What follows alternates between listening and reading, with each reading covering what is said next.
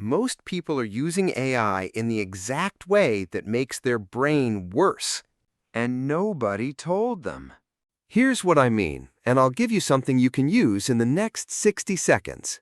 Last year, researchers at MIT strapped EEG sensors to people's heads and had them write essays, some with an AI doing the heavy lifting, some with just their own mind. The brains of the AI group lit up significantly less in the regions tied to thinking, memory, and learning. And here's the part that should genuinely scare you. When those same people were later told to work without AI, they struggled to switch their own thinking back on. The researchers gave the effect a name. They called it cognitive debt, the slow erosion of your own mind every time you let the machine do the part you should have done yourself. So if you've got that quiet worry that leaning on AI is making you a little dumber, a little less sharp, a little more dependent, you're not paranoid. For most people, that's exactly what's happening. But, and this is the whole video, there is a completely different way to use these tools. A way that doesn't dull your mind, but sharpens it. And it turns out that way is almost perfectly designed for one specific kind of brain. Yours. Because here's the thing the productivity crowd keeps getting wrong. They use AI to think less, to skip the work, to get the answer and move on. But you're not built to want the answer. You're built to want the connection. You're a pattern weaver. The person with too many interests, too many tabs, too many half-finished threads running through your head at once. And the way you should use AI is the exact opposite of how everyone else does it. Not as a machine that thinks for you, but as the first thinking partner in human history that can actually keep up with a mind that moves the way yours does. In this video, I'm going to give you 5 specific ways to use AI that are built for the pattern weaver brain, each one tested, each one designed to make you sharper instead of softer, and each one something you can try the moment this video ends. By the third one, I'll show you how to do the thing your brain has always wanted to do but never had the tools for.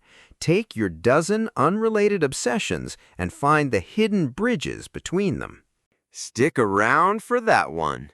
It's the whole reason this channel exists. If you've ever felt like no person in your life could quite keep up with the way your mind jumps, you've found your people. Subscribe and let's get into it. First, stop asking for answers. Start asking it to fight you. Here's the single biggest shift, and it's the one the MIT research points straight at. The people whose brains stayed sharp weren't the ones who got answers from AI. They were the ones who did their own thinking first and used the AI to pressure test it. And that's the whole game. So stop opening a blank chat and asking it to tell you what to think about something. That's the move that builds cognitive debt. You're outsourcing the actual reasoning. Instead, do the thinking yourself first. Then hand your take over and ask it to argue against you. Tell it to find the weakest part of your reasoning. Tell it to point out what you're not seeing. Make it your sparring partner, not your ghostwriter. Ask it to play devil's advocate. Ask it to steelman the opposite of what you believe. Ask it to flag every place you're being vague and force you to get specific. This one move flips AI from a crutch into a gym. A crutch makes the weak leg weaker. A gym uses resistance to make you stronger, and resistance is exactly what a good sparring partner gives you. You'll walk away from the conversation having thought harder, not less. That is the foundational rule. And every technique after this is a version of it. You bring the thinking, AI brings the friction. Give it a role, not just a question. Here's a tiny change that transforms what you get back. Instead of asking a bare question, assign it a perspective first. Ask it to answer as a skeptical economist would, or the way a systems engineer would, or the way a historian who thinks the whole idea is naive would.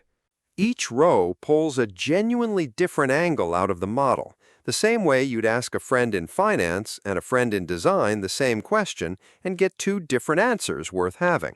For a pattern weaver, this is rocket fuel because your gift was always seeing one thing through many lenses. Now you can summon those lenses on demand. Take any idea you're chewing on and run it past 5 different experts in 5 minutes. The engineer, the artist, the cynic, the historian, the teenager. You're not collecting answers. You're collecting angles, which is what your mind was always hungry for. The quality of what you get back isn't limited by the tool. It's limited by how many perspectives it occurs to you to ask for. And occurring to ask is the thing you happen to be great at. The bridge finder. This is the one. This is the technique your brain has been waiting its entire life for, and almost nobody uses it. It's built on a creativity method as old as invention itself. Real breakthroughs come from forcing two unrelated fields to collide. And AI is freakishly good at running that collision on command. Here's the actual move. Take two things you're into that have nothing to do with each other, say beekeeping and supply chain logistics, or jazz drumming and how teams onboard new hires. Then tell the AI to imagine it's deeply experienced in both fields at the same time, and ask how ideas from the first one could reinvent or improve the second, with specific, concrete examples. That's all. You're asking the machine to do the exact thing specialists physically cannot do, because a specialist only lives in one field. You live in 12. Now you have a partner that can hold both at once and surface the bridge between them. And here's how you turn it from a party trick into your single greatest asset. Don't just do it with random topics, do it with your topics. Every pattern weaver has a graveyard of obsessions, the courses, the rabbit holes, the things you got deep into and walked away from. Those aren't junk. They're the rarest raw material you own, because no one else on Earth collected that exact set. Feed your own threads into the bridge finder, 2 at a time, and ask what connects them. This is where people in this community report the magic happening. They describe it as finally having something that can cross-analyze their own scattered interests and surface intersections they'd never have found alone. That's not AI replacing your synthesis. That's AI handing you more raw connections so your synthesis has more to work with. The judgment of which bridge actually matters, that's still you. It will always be you. Fourth, build it a memory of you. Here's a frustration every multi-passionate person knows. You start every AI conversation from zero, re-explaining who you are and what you're working on, like talking to someone with no short-term memory. There's a fix, and it's the closest thing to a real second brain most people will ever have. The idea, borrowed from the people who obsess over personal knowledge systems, is simple. Instead of scattered one-off chats, keep your notes, your interests, your half-formed ideas in one place, and let the AI work on top of all of it. Modern tools let you feed in a whole body of your own writing and then reason across it, connecting an idea you had 6 months ago to the problem you're staring at today. For a normal person with one lane, that's a nice convenience. For a pattern weaver with a dozen lanes, it's transformative because the connections you most want are usually between the thread you're pulling now and the one you forgot you ever started. A system that remembers all your threads at once is the first tool that actually matches the shape of your mind. Start small. Keep your sparks and ideas in one document and bring the AI to the whole document instead of starting fresh each time. Fifth, use it to finish, not to start. This is the one that fixes the deepest pattern weaver wound, the 80% graveyard, the projects abandoned right before the finish line. And notice the order matters because it protects everything we just said about cognitive debt. You do the creative, connective, original work, the part that's you. Then you use AI to bridge the specific gaps that used to kill the project. The bit of code you couldn't write? The structure you couldn't quite organize? The technical step that always stopped you cold? This is the difference between using AI to think for you and using AI to clear the road in front of you. You're not outsourcing the vision, you're outsourcing the pothole. The reason so many of your brilliant ideas died at 80% was almost always a single missing piece of expertise you didn't have the patience to grind through. That piece is no longer a wall. It's a 30-second prompt. So pick one project from your graveyard, just one, and instead of starting something new, use AI only to bridge the gaps that stopped it and push it across the line. A finished, imperfect thing in the world will always beat a perfect one trapped in your head. The line you can't cross. Now, one honest warning, because this is the whole point. There's a line, and the research draws it clearly. Using AI to handle storage and retrieval, remembering a date, looking something up, is harmless. Using it to do the actual reasoning you should be developing yourself, that's where the cognitive debt piles up and your mind quietly gets weaker. So here's the rule that holds all 5 techniques together. Never let AI do the connecting for you.